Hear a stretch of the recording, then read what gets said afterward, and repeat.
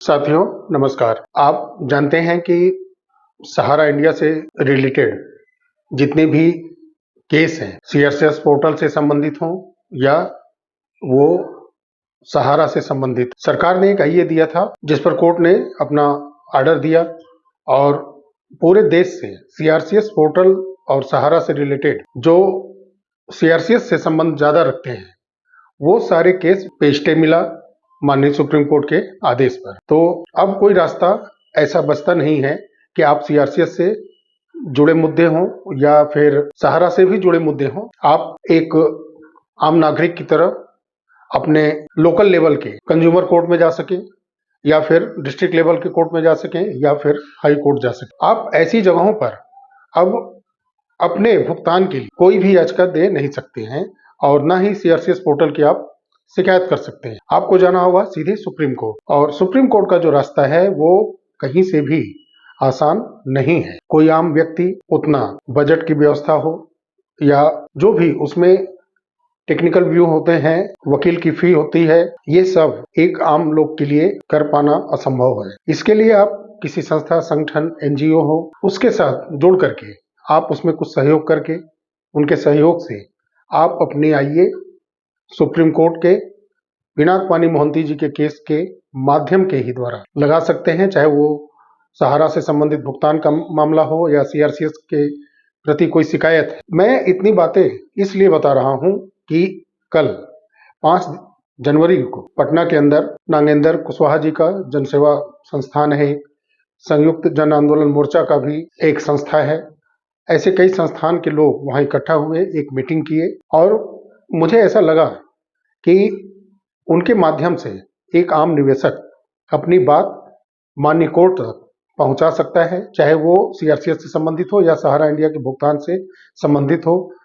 सहारा India के किसी भी कंपनी, जो सैकड़ों कंपनियां उनकी हैं, उनमें से जो सोसाइटीज हैं उनके भुगतान से मतलब रखता हो, जो भी उनका भुगतान हो, या फिर सीआरसीएस पे जो डेफिशिएंसी आई है उसको दूर नहीं किया जा रहा है, डाटा अवेलेबल नहीं किया जा रहा है, सहारा के माध्यम से हो चाहे वो सीआरसीएस पोर्टल के माध्यम से हो, जो 99% लगभग डेफिशिएंसी आई है उसके लिए भी उसको सही कराने के लिए, उस डेफिशिएंसी को खत्म करके भुगतान का रास्ता साफ हो, ऐसा करने के लिए भी पिनाक पानी मोहंती जी के केस में आईए लगाना अनिवार्य है। तो ये जो कल मीटिंग हुआ था वो मीटिंग मैं कह सकता हूं कि एक बहुत बड़ी आग लगने के पहले की ये चिंगारी है।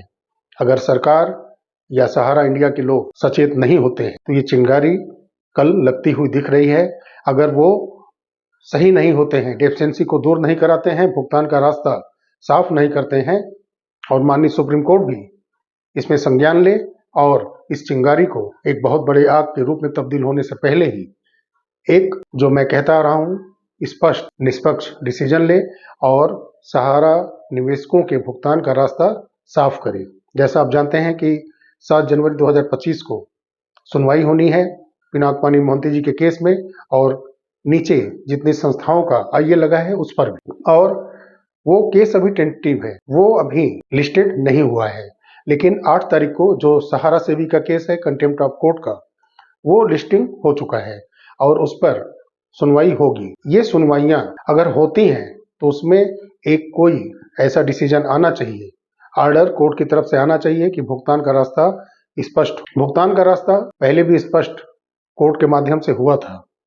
जो 5,000 करोड़ रुपए रिलीज किया गया था सीआरसीएस पोर्टल के माध्यम से आम निवेशकों को देने के लिए, तो वो आपने देख लिया है कि उस निर्णय के बाद भी वो कोर्ट का ही निर्णय है कि सेबी के जो सहारा सेबी अकाउंट है उसमें से 5,000 करोड़ रुपए जारी होता है आम निवेशकों को देने के लिए, और उसमें कितनी पारदर्शिता है आपने देखा कि 1% के आसपास भुगतान हुआ और बाकी सब घालमेल चल रहा है, डाटा नहीं है ऐसा कह करके भुगतान रोके रखा गया है। समय समय पर थोड़ा बहुत, या यूं कहें कि जब देश में किसी राज्य में चुनाव आ रहा है तो उस समय ऐसा किया जा रहा है, थोड़ा बहुत भुगतान करके ऐसा दिखाया जा रहा है कि भुगतान करना शुरू कर दिया गया है। तो जो डेफिशिएंसियां हैं इस पर भी कोर्ट को संज्ञान लेने की आवश्यकता है, और ये तभी संज्ञान वो लेंगे जब पिनाक पानी मोहंती जी के केस के अंदर जो आईए लगा हुआ है उस पर वो सुनवाई करेंगे। साथियों, उम्मीद करते हैं कि सुप्रीम कोर्ट इस बात पर स्वतः संज्ञान लेगा क्योंकि उनके द्वारा ही 2012 से जो भी आर्डर जारी किए जा रहे हैं उसको सहारा मान नहीं रहा है। माननीय सुप्रीम कोर्ट को ये स्वतः संज्ञान लेना चाहिए कि 2012 से ही उनके आदेश का अनुपालन नहीं हो रहा है, उनके आदेश का खुल करके अवहेलना किया जा रहा है। पहले सहारा इंडिया की तरफ से किया जा रहा था और जो सीआरसीएस पोर्टल बना है वो भी एक गुमराह करने का तरीका ही जान पड़ता है। तो ये माननीय सुप्रीम कोर्ट को समाचार पत्रों के माध्यम से, चाहे वो इलेक्ट्रॉनिक मीडिया हो, प्रिंट मीडिया हो और तमाम ऐसे साधन हैं जो कि माननीय जज के सामने सुप्रीम कोर्ट के जरूर जाता होगा और जरूर इनको पढ़ते होंगे, देखते होंगे। तो उन्हें ये पता होना चाहिए कि जो वो आदेश देते आ रहे हैं उसका भी पालन न सहारा इंडिया ने किया है और न ही सीआरसीएस ने किया है। ये सारा घालमेल मिल करके जनता को गुमराह भी किया जा रहा है और माननीय कोर्ट के आदेश को भी कहीं न कहीं वो टालते जा रहे हैं। और माननीय कोर्ट ये भी देखें कि जो भी सरकार की तरफ से या सहारा की तरफ से याचिकाएं लगती हैं, आईए लगती हैं, उनको आप तुरंत मान लेते हैं, उनको पर्याप्त समय दे देते हैं। जिनको आपने 2012 से 14 तक का समय दिया, 14 के बाद 24 तक का समय दिया, उनको आपने फिर 9 महीने का समय दे दिया, जबकि आपके ही आर्डर का अनुपालन वो नहीं किए हैं, आपके आर्डर का अवहेलना करते जा रहे हैं। फिर भी आप उनको समय पर समय देते जा रहे हैं। क्यों? क्या 13 करोड़ सहारा निवेशकों का दर्द आप नहीं समझते कि उनको 2012 से 2024 तक लगातार आप समय देते जा रहे हैं? या उन 12 लाख के आसपास सहारा के अंदर कार्यरत कर्मचारियों का, उनमें से बहुत सारे लोग सहारा के साथ मिल करके गलत तरीके से कन्वर्जन की पॉलिसी में भी शामिल हुए हैं। फिर भी इन सब का रास्ता सिर्फ एक है, सिर्फ भुगतान। सबका भुगतान मिल जाए, सारी मामले खत्म हो जाएंगे। तो ये माननीय कोर्ट को खुद देखना चाहिए, आप समय किसको दे रहे हैं और सबका बहुमूल्य समय नुकसान करते जा रहे हैं। लोग धीरे धीरे इस दुनिया से चलते जा रहे हैं, आप भुगतान दिला भी नहीं पा रहे हैं, जबकि आप देश के सर्वोच्च स्थान पर बैठे हैं। आपका निर्णय न मानने वाले लोग आते हैं कोर्ट में और आपसे फिर समय लेकर के चले जाते हैं। और जो छोटे छोटे आम निवेशक हैं, जो आप तक अपनी आवाज पहुंचा ही नहीं सकते, उनके लिए आपके पास कोई स्पष्ट खुला आर्डर नहीं है कि उनका पेमेंट उनके पास तक पहुंच सके। उनको हर समय अपनी उपस्थिति दर्ज करानी पड़ती है सोशल मीडिया के माध्यम से, वो आप तक पहुंच नहीं सकते। लेकिन आप तक सोशल मीडिया के जरिए आप तक आवाज पहुंचती है, लेकिन आप उस पर स्वतः संज्ञान नहीं लेते हैं।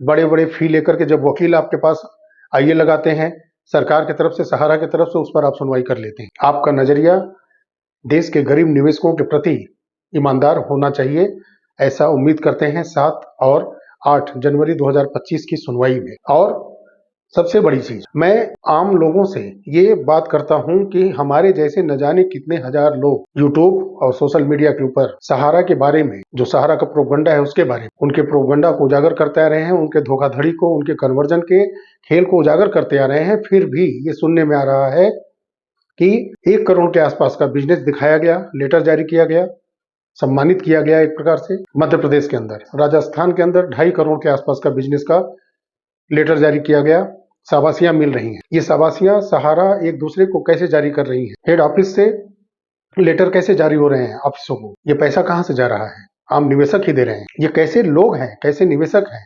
25 से 30 करोड़ के बीच में झारखंड से जमा करा करके सहारा के लोग ले गए, तो वो भी पैसा फंस गया।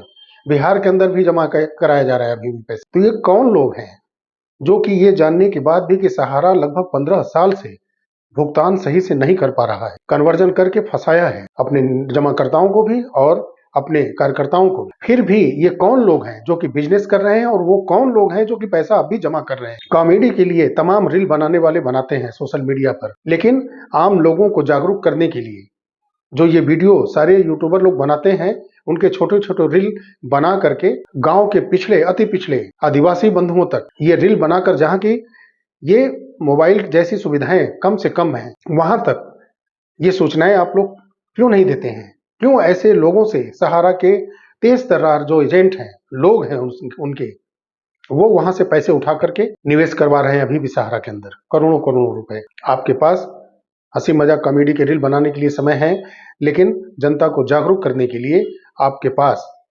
समय नहीं है। जबकि इसी समाज के अंदर 2 से 2.5 लाख करोड़ रुपए ब्याज सहित लगभग सहारा के लोगों ने रोके रखा है। फिर भी सहारा के लोग इसी समाज से, इसी पिछड़े, अति पिछड़े और आदिवासी भाइयों से पैसा उठा करके ले जा रहे हैं। इसी समाज के अंदर से बिजनेस भी वो कर रहे हैं। बिजनेस करें, अच्छी बात है, लेकिन जो पिछला बकाया पूरे भारत के, विशेष करके यूपी, बिहार, छत्तीसगढ़, मध्य प्रदेश, महाराष्ट्र और बंगाल की तरफ से जो पैसे वो उठा करके ले गए हैं, उनका भुगतान बिना किए कैसे वो बिजनेस कर रहे हैं, और कैसे है वहां की सरकारें जो इतना के बावजूद भी उनको पैसा उठाने के लिए लाइसेंस देती हैं, उनको संरक्षण देती हैं। झारखंड के अंदर से कैसे वो 25 से 30 करोड़ रुपए उठा करके ले गए और आज भी ले जा रहे हैं, आपसे खुली है। ये हमारे देश का दुर्भाग्य है कि कोई भी अच्छे कार्य के लिए बढ़ चढ़ करके हिस्सा नहीं लेता, लोगों को जागरूक नहीं करता है। कोई भी ऐसी टेक्नोलॉजी आती है